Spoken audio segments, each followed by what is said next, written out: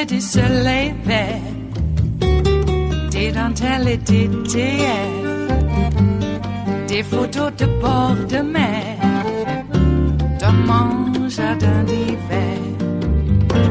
Je voudrais de la lumière, comme en Nouvelle-Angleterre. Je veux changer d'atmosphère, dans mon jardin d'hiver.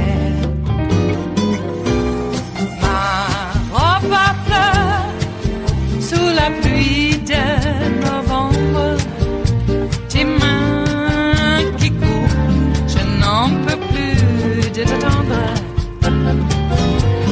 Les années passent, il est loin, là je tombe. Nul ne peut nous entendre. Je voudrais du Fred Astaire, revoir un latte. So let's move to this. Certain brands have started to pull their advertising from Facebook in an activist campaign to force the social network to counteract hate speech on its platform. The Stop Hate for Profit campaign, which started just last week, is spearheaded by a coalition of organizations, including the NAACP, the Anti-Defamation League, Common Sense, and several other civil rights groups, who say Facebook is not doing enough to keep hate speech off its platforms.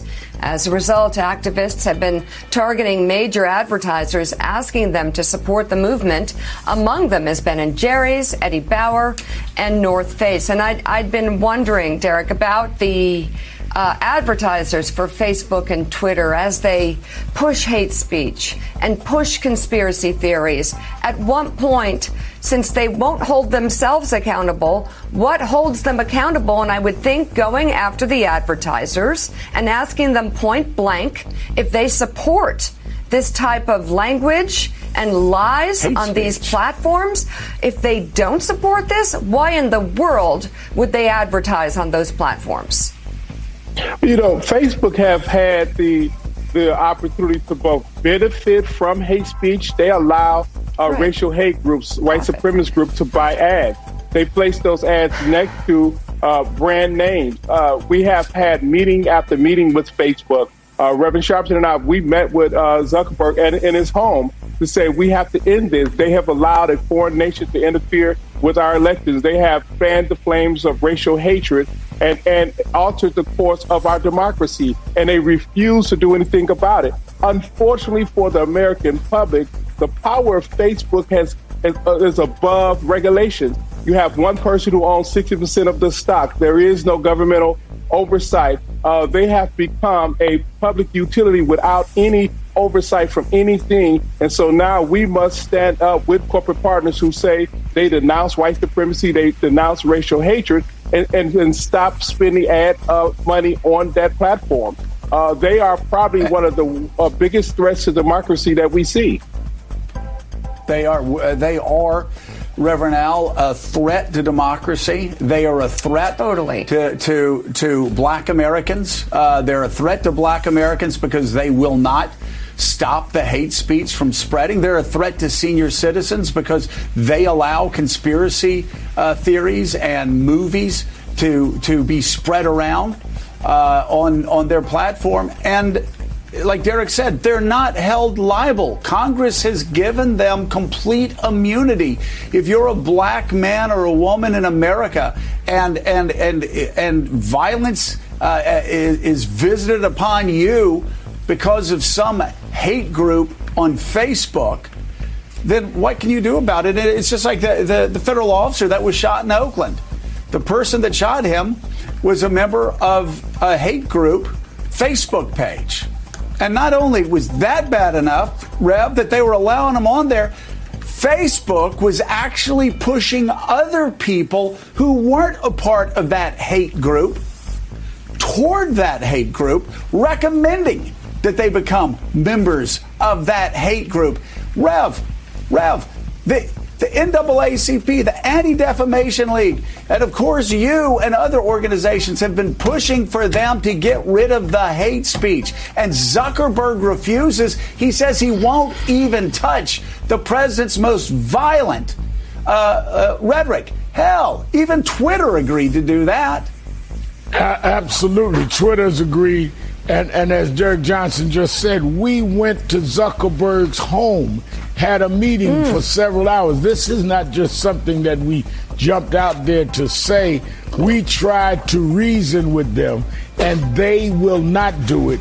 The only motive one could really come with is saying that they just put their profits and making money over the safety and the bringing together of the American public, or the consumers for that matter, around the world. Therefore, you have a responsibility to say that, fine, we won't be a consumer. How did we deal with the civil rights movement and the re-energizing of it in the late 50s and the 60s that you just talked about, Joe? They had a boycott when Rosa Parks would not give up her seat and was arrested for sitting in the front of the bus. They had the economic leverage of saying, fine, we will not ride the bus. It is better to walk in dignity than ride in shame. I would rather watch another sight with my dignity than to be shamefully watching somebody that will give credibility to a hate posting or a bigoted posting, put it next to a brand name, which in essence is giving it credibility and mainstreaming that hate and mainstreaming that bigotry. We can't support that. And that, Ed Luce, is a problem. Facebook allows hate to be mainstreamed. Facebook allows bigotry to be mainstreamed. Facebook allows conspiracy theories that lead people to go to Palm Beach County Commission meetings and talk about masks even being the work of the devil. And this preposterous conspiracy theory movie, Plandemic, that Facebook promoted to such a degree that doctors I talk to are still having to tell their patients it's all a lie. It's all a lie. It's all a conspiracy theory. But Mark Zuckerberg won't be responsible. And he's worth about $85 billion now for trafficking in this negligence, pushing deadly conspiracy theories that actually will end up killing Americans. It's just that plain and simple. If a car company did that, Americans could hold them liable. But not Facebook, because Congress keeps protecting the 85 billionaire. Yeah, I mean, if you look at Facebook's profitability in the last 3 years, since the whole Facebook roll with Cambridge Analytica and the Russian fake news campaign of 2016 has come to light, it's multiplied. Its profitability line shoots sharply upwards. So this isn't bad for Mark Zuckerberg's bottom line. It's actually quite good. Being defined as the new big tobacco is not bad for the bottom line. It's good for the bottom line. So hitting Facebook where it matters through advertising is clearly the only possible response. I think Mark Zuckerberg has tried very hard to virtue signal whilst profiting heavily from the dissemination of extraordinary theories. I watched the same Palm Beach County hearing that you did, Joe, yesterday. The talk of masks weren't mandated by the Bible. The pedophile rings and scientists are recommending masks. I mean, this kind of deranged nonsense is enabled by Facebook. So boycotting advertisers and deleting your account, my wife just deleted her account a couple of weeks ago, is the only possible response. Yeah, that and maybe Congress. That's what it might come actually to. being responsible and holding Facebook responsible for their negligent actions that are killing Americans and that are spreading hatred and bigotry and racism. I mean, people still talk about birth of a nation. They'll be talking about Facebook. They'll be talking about the conspiracy theories. They'll be talking about the racism. They'll be talking about the sewage They'll be talking about Facebook as a threat to American democracy unless Congress holds them accountable and lets Americans who are damaged by Facebook's actions sue Facebook in the court of law. And then guess what? Oh my God. Things will change. How radical would that be? We would actually have a company that had to be driven by free market forces. Oh my God, capitalism. Oh my God, the invisible hand. Oh my God. Personal responsibility. Republicans, they like personal responsibility. What about personal responsibility for Mark Zuckerberg? It is Thursday, the 25th of June of 2020, and you are in West Coast Cookbook and Speakeasy. I am your chef de cuisine, Justice Putnam. Gunner the English Bulldog is our snoozing sous chef, and our daily special is Metro Shrimp and Grits Thursdays. A little bit of jambalaya, a little bit of spice in your life. Oh my, what a wondrous, lovely day it is. We are in a heat advisory, and we'll catch up on that later on in the weather, but right now it's quite lovely, even though we're going to be baking later on. Oh yes. Other personal news in the news is that I have once again been suspended by Facebook for 30 days. Another 30-day suspension. These come quite often and frequently. I know that's redundant. Let's just say that this happens far too frequently for my taste. Since Thanksgiving, I am going on 100 days of suspensions. For first, it was harassment because I replied to some maggots who used the most vile, racist, homophobic, violent threats. And my response was simply they were fucking Vichy collaborators, and that got me a 24-hour suspension and then a 7-day suspension. So then I took out the effing part and just called them Vichy collaborators. Apparently, that was considered harassment by Facebook, and they suspended me then for 14 days. then more of the same. I was threatened in the most vile, homophobic language, and just vile. I even reported it. Their threats against me, Facebook said, did not violate their rules, their terms of use. But calling those maggots Vichy collaborators, well, that was a bridge too far, apparently, and I was then suspended for 30 days. And then I had another 30 days put on top of that when that 30 days was up. And so I had about 2 months, and I have judiciously, consciously avoided replying directly to anyone. I don't tag anyone. I don't use any invective. And this time, I was making a joke just on a regular post. Not even, just a regular post. Oh, shall I read exactly what it was that I put in? Let's take a look here. Now, what I had done is I had put in a post of a GIF of a crying cheerleader. And my post was, they canceled Little Black Sambo, Uncle Ben and Aunt Jemima. All they want to do is cancel the American dream of reducing whole populations to caricatures. And they are just socialist commies. They are destroying us in our way of living a better life than the peoples we have conquered and subjected relentlessly. Socialist commies. Now, obviously, I'm being sarcastic.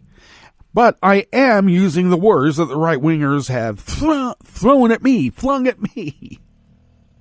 Yes, that's exactly what I'm talking about. You use their words and you get suspended, except this was not harassment this time.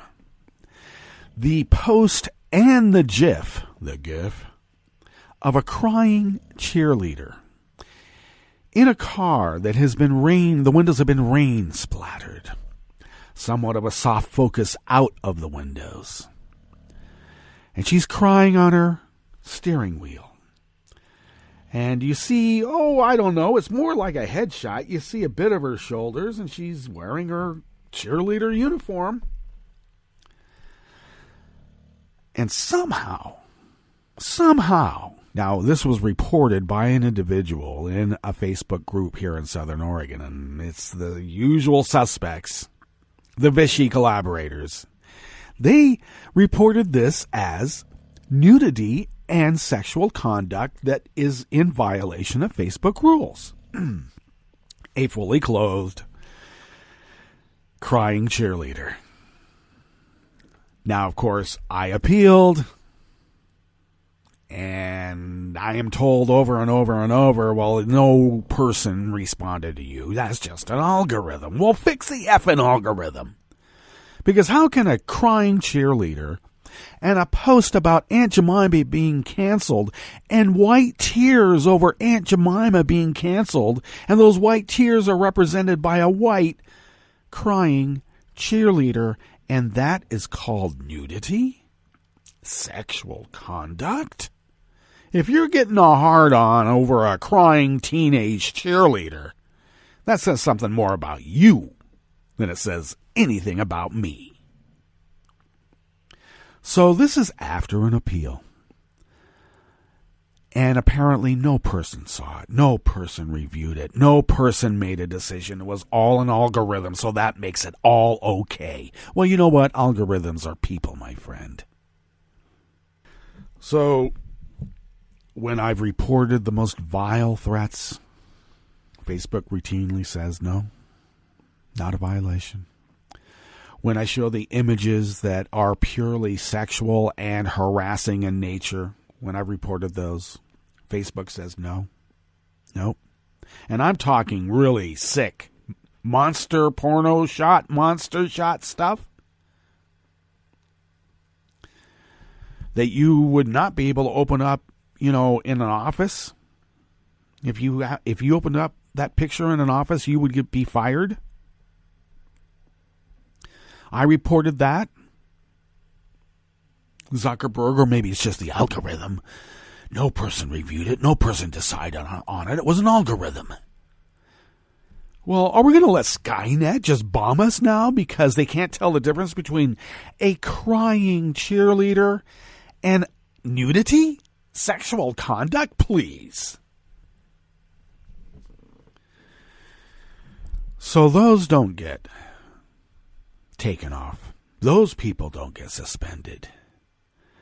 But the guy, or the people, because I'm not the only one, by the way, who correct the disinformation on COVID, who correct the disinformation on Black Lives Matter. Oh, did I mention that I gave just a small history of 70 race riots since Reconstruction? That post was taken off of Facebook for being divisive. A history of race riots in America. That gets taken off. But Hillary and Podesta eating babies in the basement of Comet Pizza still reigns. As in rules. Rains down too, is like precipitation from the sky. But it is still a force of nature on Facebook. And people still call it the truth. And now I'm getting into the 9/11 truthers. They're going into the 9/11 truther thing now. All of that stays. But making a joke about Aunt Jemima being canceled and white tears represented by a white cheerleader crying, that is a violation of their terms of use. 30-day suspension. During an election, during a pandemic, during civil unrest, from an educated minor media figure correcting the lies. And apparently the algorithm makes it all okay. Well, I did see that the Proud Boy founder, McGinnis, has been kicked off of Facebook. That's good. So I suppose you're going to take off a liberal voice and call a crying cheerleader crying white tears because Aunt Jemima was canceled. Well, that's sort of balancing it? Please, I am much more of a figure than McInnes. Please, do not lure me to that scoundrel. How dare they? You know, some of us have an ego. We wouldn't be doing this stuff here if we didn't. You know how hard it is to be a Buddhist and this at the same time? It's hard. It's really hard. Okay, what else has happened in the world? Bill Barr is an idiot. We all know that. He ought to be in jail. He ought to be, and maybe he will. You know, Mitchell didn't go to jail until after he was no longer Attorney General. He wasn't taken from office and then tried and convicted and taken to jail. He had been out of that position. So if we want to look for any kind of resonant history, when I say John Mitchell, Bill Barr, now more than ever, yes. But maybe we don't have to wait until he's out of his position as AG. But if we wanted to look at history as resonant or precedent, John Mitchell was no longer AG when he was convicted for abuse of power and thrown in the slammer. Bill Barr thinks that he can avoid that. Let's make sure he doesn't. Please. Well, what's on the rest of the menu, since that was quite a long clip up there at the top because Facebook sucks? They totally suck. I have friends who work for Facebook. I love them. But talk about apologizing for Zuckerberg. Oh, they're all a bunch of intelligent people. I make the joke all the time, well, what do you expect from Zuckerberg? He dropped out of Harvard without ever taking a humanities class, so he could weaponize a Rate-a-Babe website, a Rate-a-Coed picture site, weaponize it, and make more money than God. Oh, no, he's such a smart individual. Yeah, he's smart, but he has no ethics, and he never took a humanities class. That's how they get an algorithm that construes a crying cheerleader crying white tears over Aunt Jemima being canceled as nudity and sexual conduct. Something is terribly wrong there, terribly. And as much as I hate Scarborough, I think he hit the nail right on the head. How about the invisible hand of the marketplace, huh? How about letting that reign? You know how they just love to let magic rule. Let that magic rule. On the rest of the menu, Detroit police are challenged over flaws and racial bias in its facial recognition technology because apparently that algorithm can't tell black people apart. I keep telling people, algorithms are people, my friend. Twitter banned a pro-Trump meme maker for repeated copyright violations. Well, they don't care about copyrights. And a leading Democratic super PAC has joined a lawsuit with a Wisconsin TV station sued by the Trump campaign for running an ad critical of Trump's handling of the pandemic. Can't have that. Dear leader, can't have that. After the break, we move to the chef's table, where newborn Mexican triplets have coronavirus, but the parents do not. And a war crimes prosecutor indicted Kosovo President Hashim Thaci for war crimes and crimes against humanity, including nearly 100 murders. All that and more on West Coast Cookbook and Speakeasy. Bon appetit.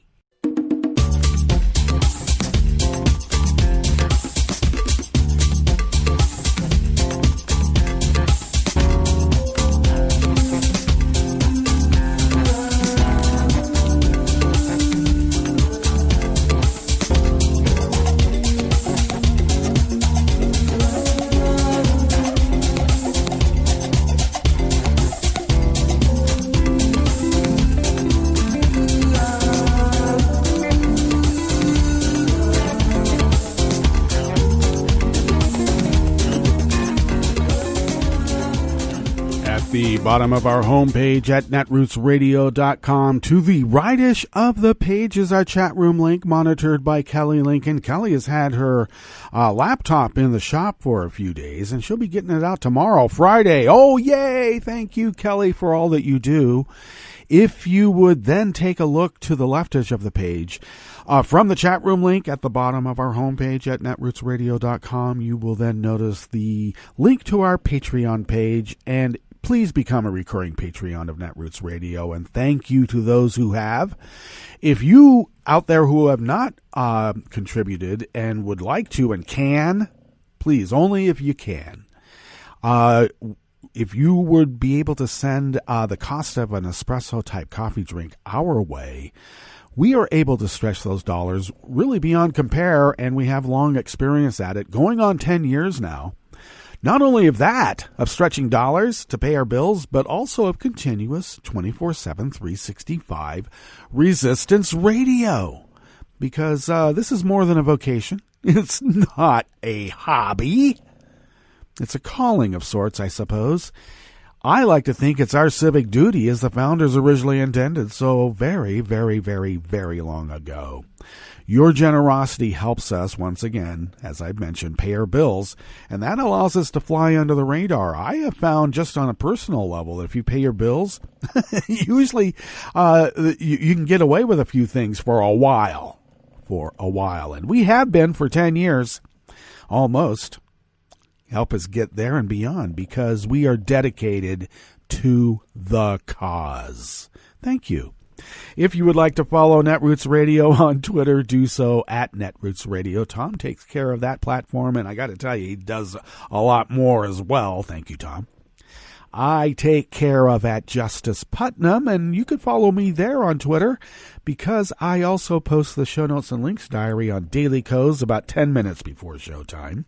And if you don't see that there, you'll see a link on Twitter and other social media platforms, except I guess I'm going to have maybe Kelly or somebody else post up things on our Netroots Radio Facebook page, because I can't now. Thank you, Mark. Thank you so much. If you would like to follow the show on Twitter, do so at Cookbook West, and pick up podcasts by way of Spreaker, TuneIn, iHeart, YouTube, iTunes, etc., etc., etc. You know where to get them. They're everywhere.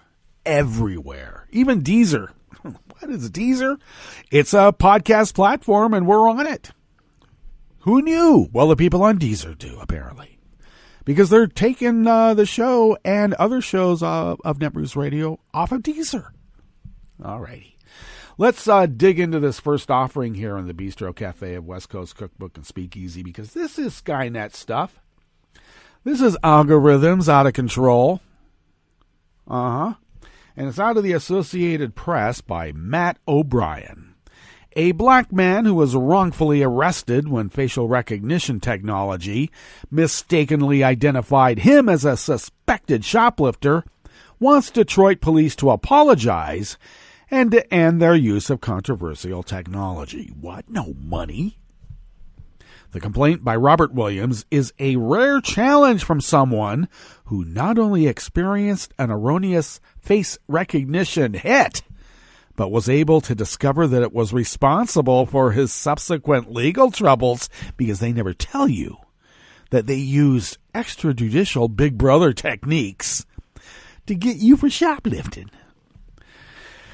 The complaint filed on Williams' behalf alleges that his Michigan driver license photo, kept in a statewide image repository, was incorrectly flagged as a likely match to a shoplifting suspect. Investigators had scanned grainy surveillance camera footage of an alleged 2018 theft inside a Shinola watch store in Midtown Detroit. That led to what Williams describes as a humiliating January arrest in front of his wife and young daughters on their front lawn in the Detroit suburb of Farmington Hills. The 45-year-old automotive worker, backed by the ACLU, is demanding a public apology, final dismissal of his case, and for Detroit police to scrap its use of facial recognition technology. Several studies have shown current face recognition systems are more likely to err when identifying people with darker skin. That's a nice way of putting it. You mean they can't tell one black person apart from another black person? Sort of like how white people always said that's how it was back in the day. I can't tell them apart. You know what we would call those people? Racists. But you can't call an algorithm racist because it's an algorithm. And if an algorithm does it, it is okay. The ACLU complaint said Detroit police unthinkingly relied on flawed and racist facial recognition technology without taking reasonable measures to verify the information being provided.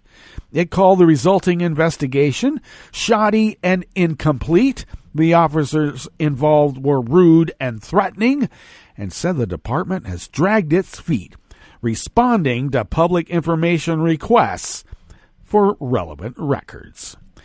Now, Wayne County Prosecutor Kim Worthy apologized for her office taking up the case, while noting she has long expressed reservations to Detroit police about face recognition technology because of its unreliability, especially as it relates to people of color. But look, when you live in a systemic racist system, racist facial technology is all part of the system.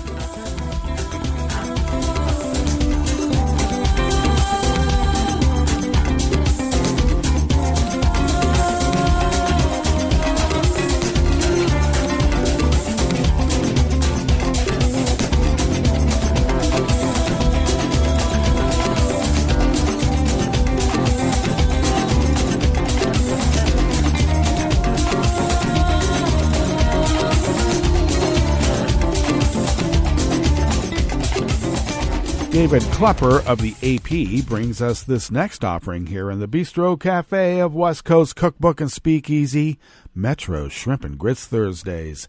A conservative social media user whose far-right memes have been praised and reposted by Trump has been kicked off Twitter for repeated copyright violations. Logan Cook, a Kansas man who posts under the name Carpe Donktum, was permanently banned from the platform Tuesday night, days after he posted a video criticizing CNN that used doctored footage from the news channel. The clip, which Trump retweeted last week, used footage from a CNN story from last year about the friendship of two toddlers, one black and one white. Cook doctored the clip, set it to ominous music, and inserted a fake misspelled CNN caption reading, "Terrified toddler runs from racist baby." Then, a clip from the original video before showing the message, "America's not the problem. Fake news is the problem." Yeah, they're blaming CNN. Now, I have to just interject. That clip was shared here in Southern Oregon Facebook pages. I pointed out its erroneous nature and how it was fake news. Now I'm kicked off Facebook for 30 days. Coincidence? There's no coincidence. Algorithms are people, my friend. Back to this article. Twitter later placed a manipulated media warning label on the clip. It was originally posted last year, but received significantly more attention after Trump's retweet. Cook,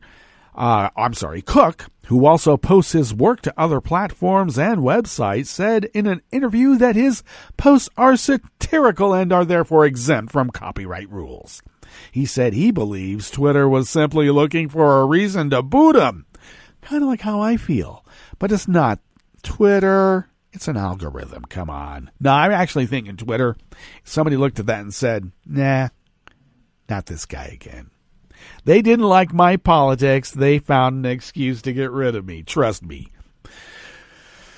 Cook, Jack is closer to your politics than mine. And that's been proven time and again. And he's also stated as such. Cook's account has been temporarily suspended multiple times in the past for violations of Twitter's copyright rules. He was also suspended for 8 days last year for posting a video depicting Trump as a cowboy attacking CNN journalist Jim Acosta. Twitter rules prohibit Cook from creating a new account to replace the old one, which had more than 270,000 followers at the time of the suspension. But these guys always have some burner accounts. Now, Trump has often retweeted Cook, who had emerged as a prominent creator of right-wing memes that uses humor, often dark, to condemn journalists and those who have criticized the president. Trump called Cook a genius during a meeting last year at the White House. Now, Trump himself has run afoul of Twitter's rules. In March, the platform placed the manipulated media warning on a video of Joe Biden shared by Trump. And just here this week, Twitter had to put another banner warning on a Trump tweet when he called for violence against those people. And those people are you and me.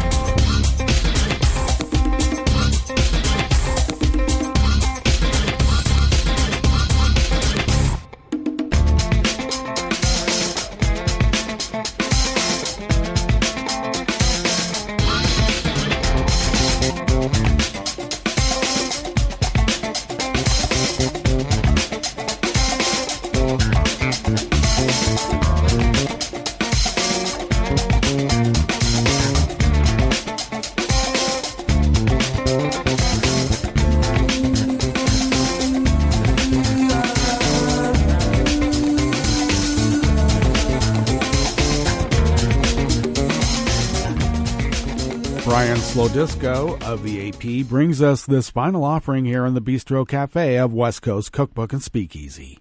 A federal judge has granted a leading Democratic super PAC's request to join a court fight between Donald Trump and a Wisconsin TV station, which his campaign sued after it aired a political ad criticizing his handling of the coronavirus pandemic. That sets up a notable legal battle between Trump's financially flush Republican re-election campaign and Priorities USA, one of the biggest spending groups in Democratic politics, which paid to air the ad.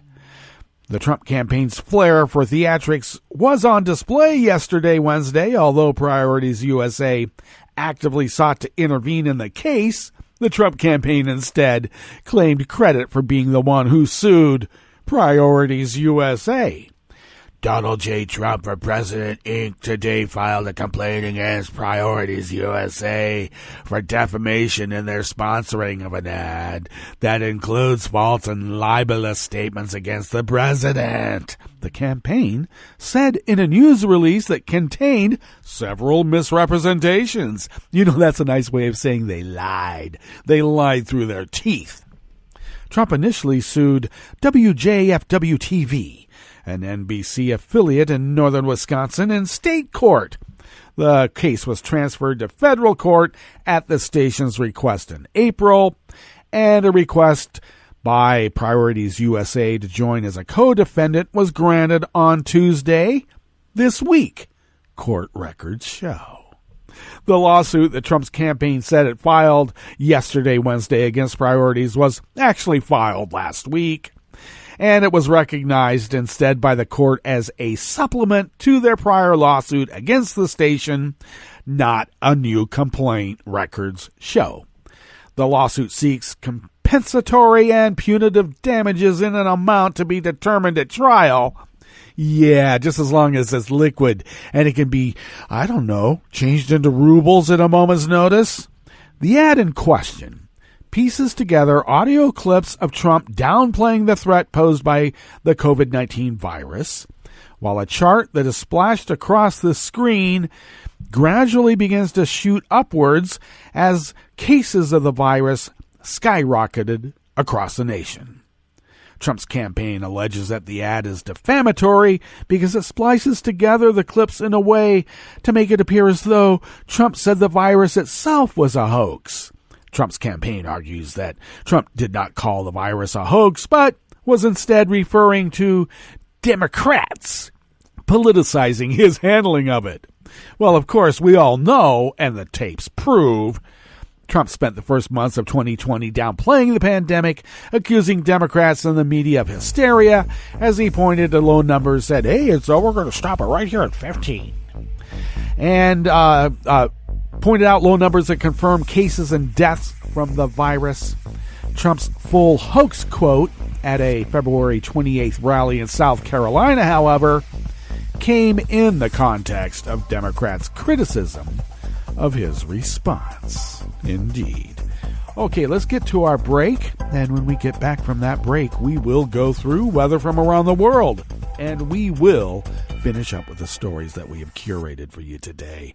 You are listening to West Coast Cookbook and Speakeasy, and we will be right back. You are listening to netrootsradio.com. Please hang up and try again.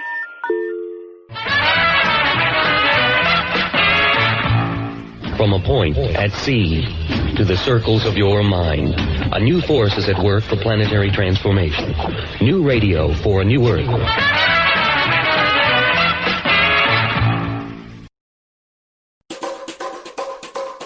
Hi, I'm Scientific American Assistant News Editor Sarah Lewin Fraser. And here's a short piece from the June 2020 issue of the magazine in the section called Advances, Dispatches from the Frontiers of Science, Technology, and Medicine. The article is titled Quick Hits, and it's a rundown of some non-coronavirus stories from around the globe.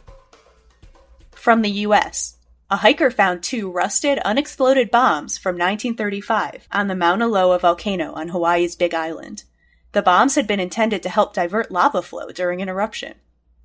From France, researchers report dinosaur footprints up to 1.25 meters long on the roof of a cave, likely coming from a type of titanosaur. Geologic processes buried and shifted the shoreline footprints, the cave's ceiling, 500 meters deep. From Kenya, a 20-year experiment revealed that cattle grazing areas frequented by elephants store almost twice as much carbon as areas that bar the animals. Soil in these areas also has higher nutrient levels. From Germany, in a Leipzig waste site, scientists found a soil bacterium that can break down components of polyurethane and survive the toxic chemicals released in the process. In Oman, daily growth rings on a 70-million-year-old fossilized mollusk indicate that Earth turned faster at the time, squeezing 372 days into each year. The creature's former habitat, a shallow seabed, is now on a mountaintop. In Australia, 7 new peacock spider species, including one with a Van Gogh Starry Night-like design, were discovered among crowdsourced photographs from across the continent. The spiders are known for their vividly colored abdomens. That was Quick Hits. I'm Sarah Lewin Fraser. Hi, it's Tom. Could we humbly suggest your donation to netrootsradio.com? All we've got to run this 24-hour powerhouse of progressive resistance radio is what comes out of our own wallets. And you are our biggest donor. And it doesn't take much, $3, $5. Just go to the bottom of our netrootsradio.com page and hit our secure donate button. Heck, you can even make a recurring contribution, and you'll get a wondiferous pair of Netroots radio stickers for application to your backpack, your bumper sticker, or your banjo. Well, it's up to you which backpack you want to put it on. So donate what you'd like at the bottom of our netrootsradio.com's homepage, because you are our biggest donor. netrootsradio.com. Together, we are Resistance Radio.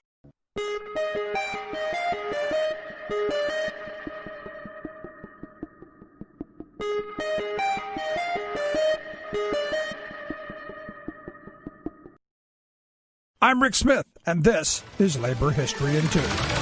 On this day in labor history, the year was 1893. That was the day that the Haymarket Martyrs monument was dedicated at what is now the Forest Home Cemetery just west of Chicago. The Haymarket Martyrs were 8 men convicted of throwing a bomb at a workers' rally in Chicago during the 1886 fight for the 8-hour day. The men were sentenced, although the prosecution had no evidence specifically tying these 8 men to the bomb. Some of them were not even present at the time of the explosion. 4 of the men were hung, 1 died in prison, and 3 were still incarcerated at the time of the monument's dedication. Lucy Parsons, the widow of martyr Albert Parsons, led the statue effort with the support of the Pioneer Aid and Support Association. The monument was designed by sculptor Albert Wienert. It includes 2 bronze figures, a woman depicting justice holding a fallen worker. At the base of the statue are inscribed the last words of one of the martyrs' August speeds. The day will come when our silence will be more powerful than the voice you are throttling today. The dedication of the monument was timed to coincide with the World's Columbian Exposition taking place in Chicago. Thousands of workers marched or took a train to the outskirts of the city to attend the ceremony. Today, the monument stands as one of the most sacred sites of labor. Many other labor and social justice activists are buried or have monuments near the statue. Today, the Illinois Labor History Society maintains the monument. Each year, visitors from around the world come to the cemetery to pay homage to the workers who gave their lives for the cause of labor. Labor History in 2 brought to you by the Illinois Labor History Society and The Rick Smith Show. For more information, go to laborhistoryin2.com. This is Solidarity News on Radio Labor. This is a Radio Labor report recorded on Thursday, June 25th, 2020. I'm Mark Belanger. Just imagine being on a ship for 15 months and not having seen your wife, husband, children, or families in that time. That is Steve Trousdale talking about the 200,000 seafarers who have been stuck on ships because of the COVID-19 lockdown. Another 200,000 have been left without income because they can't board their ships. Mr. Trousdale is the inspectorate coordinator of the International Transport Workers Federation. The ITF represents 20 million workers in almost 700 unions. It has started a campaign called Enough is Enough in support of the seafarers. I asked Mr. Trousdale about the seafarers confined to the ships. On any given month, around 100,000 seafarers have changed over on vessels across the world. And we estimate that COVID-19 pandemic hit the maritime industry. More than 200,000 seafarers who have completed their contractual obligations are waiting to go home. And of course, that means there are at least 200,000 seafarers waiting to start their tours of duty.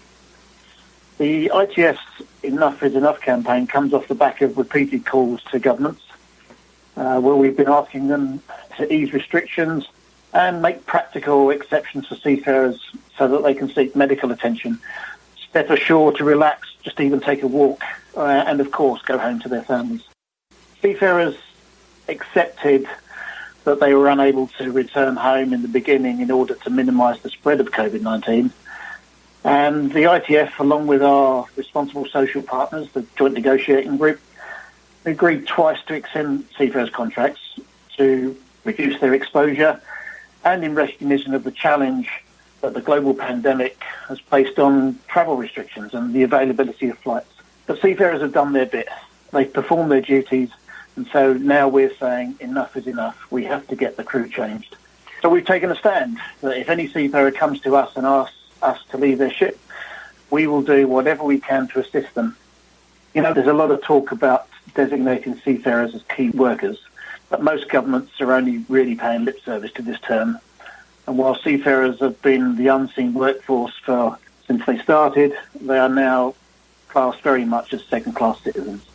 The ITF has said that it and its affiliated unions will help the seafarers exercise their right to stop working, leave the ships, and return home. Are the seafarers being asked to go on strike? Absolutely not. No point have we asked a crew member to strike. This is about seafarers exercising their rights. Once a seafarer's contract has expired and once their ship is safely in port, they have the right not to sign an extension, and after that to be repatriated. Of course, there will be instances when a seafarer cannot disembark because of a lack of flight ability or their replacement is not ready to board. But when a seafarer has reached the end of their contract, he or she has the right not to perform any work outside of safety and emergency requirements. Since the launch of the Enough is Enough campaign, we have received some 1,500 emails and hundreds of WhatsApp, Viber and Facebook messages, the overwhelming majority of which are seafarers simply asking to go home. Seafarers are reporting to us that they are suffering from fatigue, depression and other mental health issues associated with having been on board for 12, 13, 14 or even 15 months in some cases. I mean, just imagine being on a ship for 15 months and not having seen your wife, husband, children or families in that time. This in itself is inhumane. But then add the fact that they might not have been paid for 3, 4, 5 or more months as well. So there is no money going home to support their families, or that they don't have sufficient food and water on board. This is the reality for many seafarers, and so how can anyone object to a seafarer exercising his or her rights? What do you mean they're not being paid? They're on the ships. They've got an employment contract and they are entitled to a monthly wage. Some companies feel that they can neglect their contractual obligations and just withhold seafarers' money. And that's it. International labor news you can use. Thank you for listening. And remember, it's all about caring for each other through global solidarity.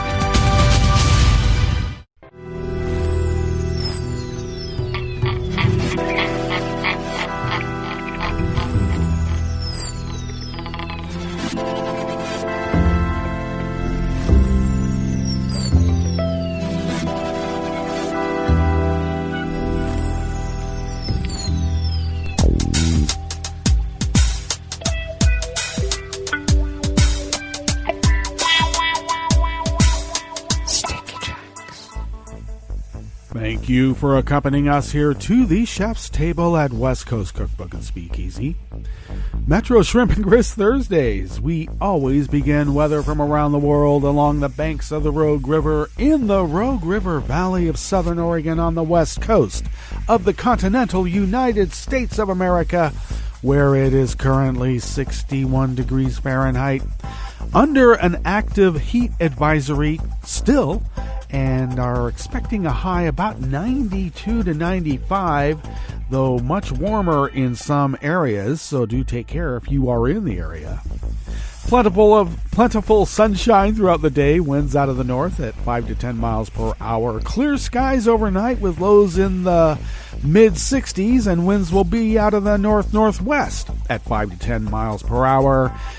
Tomorrow, mainly sunny skies with highs near 95 to 100, with winds out of the north-northwest at 5 to 10 miles per hour. Confirmed cases of coronavirus in Jackson County of Southern Oregon has jumped to 94.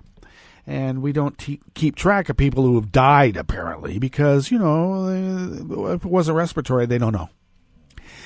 Grass pollen still remains high right outside the window of the mothership here in Rogue River. The air quality index is good and has dropped down to 29 parts per million after being in the upper 40s yesterday. And that daytime UV index remains very high at 9. If you see anything like that in your area, take care. Slather on the SP50. Do it. Barometric pressure is rising at 29.95 inches. Visibility is at 10 miles. And relative humidity is at 88%. Weather from around the world is brought to you by people's personal weather stations that they purchased. These people planted these purchased personal weather stations somewhere on their property, and these people positively live around the world. London is 88 and sunny. Paris is 93 and sunny, and they have a heat advisory that could impact electrical infrastructure. Rome is 87 and sunny.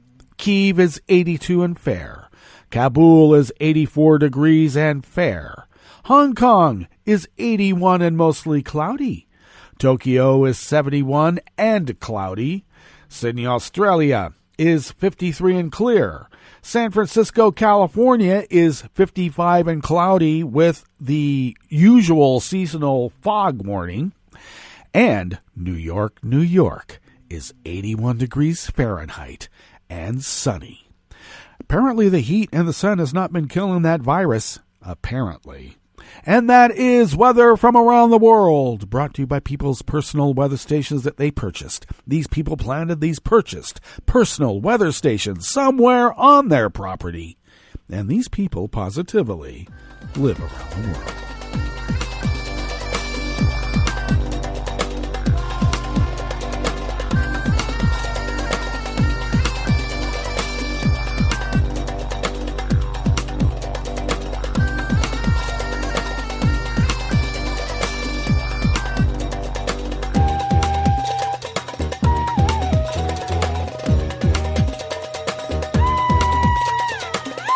Rocio Lopez of Reuters brings us this first amuse-bouche here at the chef's table at West Coast Cookbook and Speakeasy Metro's Shrimp and Grits Thursdays. Mexican health authorities are trying to understand how a set of newborn triplets became infected with the novel coronavirus, even though neither one of their parents tested positive for the virus. Health authorities called the case unheard of. The triplets, a girl and two boys, were tested 4 hours after being born at 7.5 months last week in the central state of San Luis Potosi, health authorities have said. Two of the babies born on June 17th are in good health and show no symptoms of COVID-19, while the third one has pneumonia but is in stable condition. Doctors said the triplets will remain hospitalized and under observation.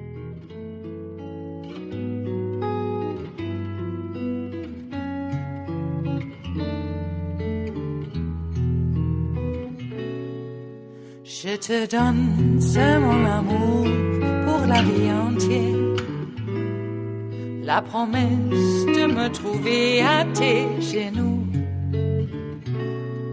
Aussitôt que tu m'appelles, rester toujours fidèle, c'est tout, c'est tout. Je te donne tous mes printemps, mes étés de mer, mes automnes quand les feuilles tombent partout. Si ce n'est pas une bonne affaire, je te donne tous mes hivers. Fatos Bidici of Reuters brings us this final amuse-bouche here at the chef's table at West Coast Cookbook and Speakeasy. A special prosecutor's office dealing with Kosovo's 1998-1999 uprising against Serbian rule said it had indicted Kosovo President Hashim Thaci for war crimes and crimes against humanity, including nearly 100 murders.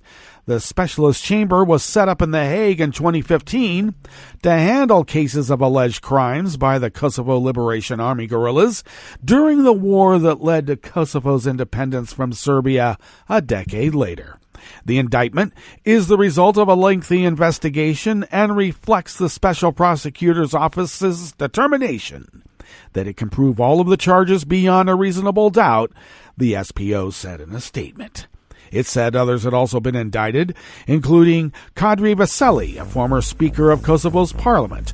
Thaci and Veseli, both ex-top commanders in the KLA, have previously denied involvement in any war crimes during the 90s conflict, and the SPO gave no details of the alleged war crimes. Well, that brings us to the end of our broadcast period for the day. But you do know Netroots Radio will broadcast on, and we'll meet up tomorrow for Blue Moon Spirits Fridays. So do stay tuned to Netroots Radio all day and all night for all the breaking news as it breaks. And we'll meet up here tomorrow, right here in West Coast Cookbook and Speakeasy. Bon appetit.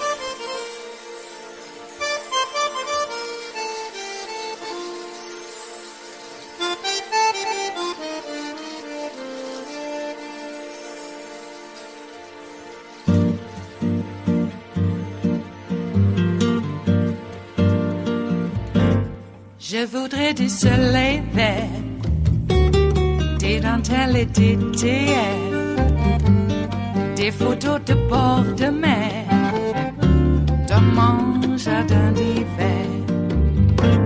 Je voudrais de la lumière, comme en Nouvelle-Angleterre.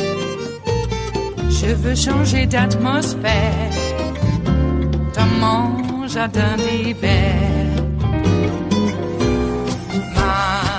Ma fleurs sous la pluie de novembre, tes mains qui courent, je n'en peux plus de t'attendre. Les années passent, il est loin, là je tombe. Nul ne peut nous entendre. Je voudrais du Fred Astaire, revoir un latte Goël. Je voudrais toujours te plaire, dans mon jardin d'hiver. Je veux déjeuner par terre, comme au long de golfe clair, t'embrasser les yeux ouverts, dans mon jardin d'hiver.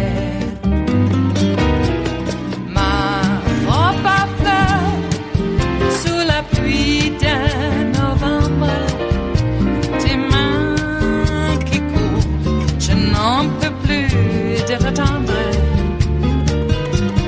Les années passent, il est loin, là je tombe.